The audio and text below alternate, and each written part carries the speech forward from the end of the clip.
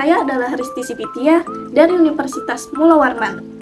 Kali ini, saya ingin menjelaskan tentang folklore. Mungkin jika teman-teman mendengar kata folklore, masih terasa asing di telinga kita. Nah, karena itu, kali ini di video ini, saya akan menjelaskan tentang folklore. Sekian adalah penjelasan saya tentang folklore. Nah, sekarang kita akan memasuki sesi materi. Yang pertama, saya akan menjelaskan tentang pengertian folklore, ciri-cirinya, dan juga jenis-jenisnya. Nah, sekarang kita akan memasuki sesi pengertian dari kata folklore. Kata folklore ini juga berasal dari bahasa Inggris, yaitu folklore. Menurut Alan Dundes, kata folklore merupakan kata majemuk yang berasal dari dua dasar, yaitu folk dan lore. Kata folk berarti sekelompok orang yang memiliki ciri-ciri fisik, sosial, dan kebudayaan sehingga dapat dibedakan dari kelompok-kelompok sosial lainnya.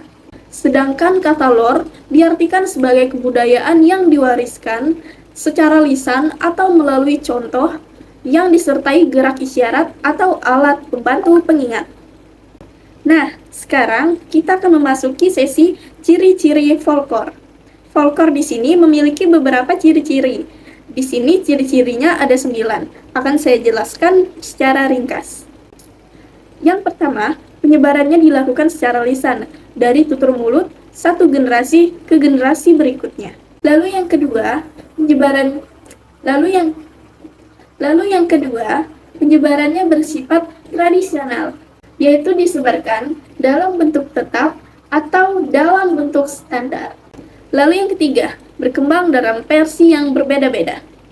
Dan yang keempat, bersifat anonim. Kelima, biasa mempunyai pola. Lalu yang keenam, mempunyai manfaat dalam kehidupan kolektif. 7.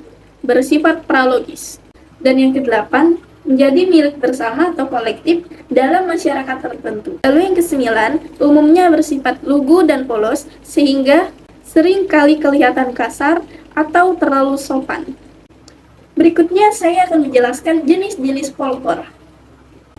Nah, di sini folklore memiliki beberapa bagian, yaitu folklore lisan, folklore sebagian lisan, dan folklore bukan lisan.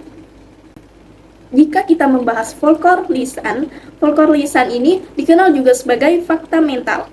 Sedangkan faktor sebagian lisan ini dikenal sebagai fakta sosial. Lalu folklore bukan lisan, folklore ini dikenal sebagai artefak. Nah, berikutnya kita akan memasuki fungsi folklore.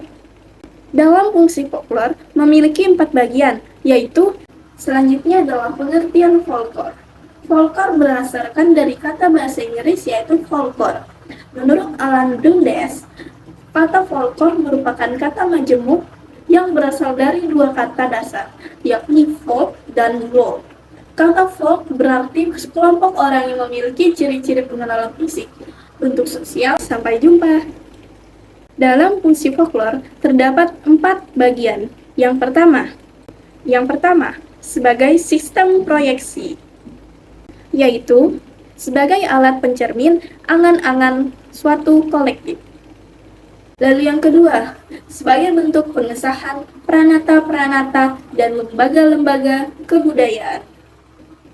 Lalu yang ketiga, sebagai alat pendidikan anak. Berikutnya yang keempat, sebagai alat pemaksa dan pengawas agar norma-norma masyarakat akan selalu dipatuhi oleh anggota kolektif.